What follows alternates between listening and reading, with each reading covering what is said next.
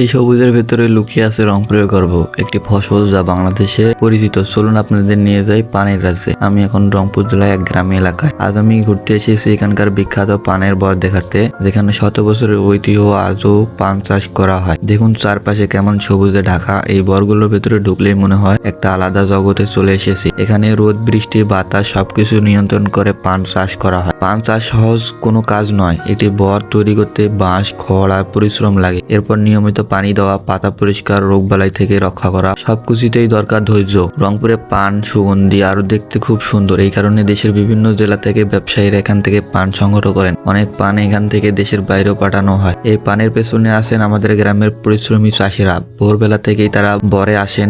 প্রথম আসছি আছে পানের বরে, মানে গ্রাম্য ভাষায় এটাকে বর বলে। আমরা যেমন ক্ষেত বলি, এটা হচ্ছে বর, পানের বর।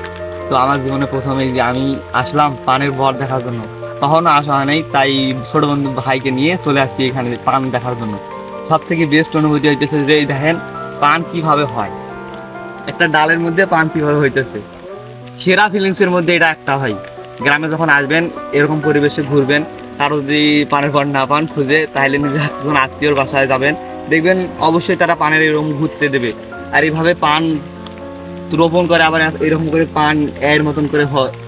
একেবারে অবিশ্বাস্য দেখার মতন একটা অবস্থা। অনেক সুন্দর জায়গাটা কিন্তু দেখেন। পান শুধু একটা পাতা নয়, একটা বাঙালির সংস্কৃতি আপ্যায়ন করা আর ঐতিহ্যের অংশ। রংপুরে এই পান সেই ঐতিহ্য আজও বাঁচিয়ে রেখেছে। আপনার যদি গ্রাম বাংলায় আর কৃষকের গল্প ভালো লাগে, তাহলে ভিডিওটিতে অবশ্যই লাইক, শেয়ার করুন, যেন সবাই রংপুরে এই গর্ব দেখতে পারে। কমেন্টে জানান আপনি আগে কখনো পানের বর দেখেছেন কিনা, আর এমন ভিডিও দেখতে ফলো করতে ভুলবেন না।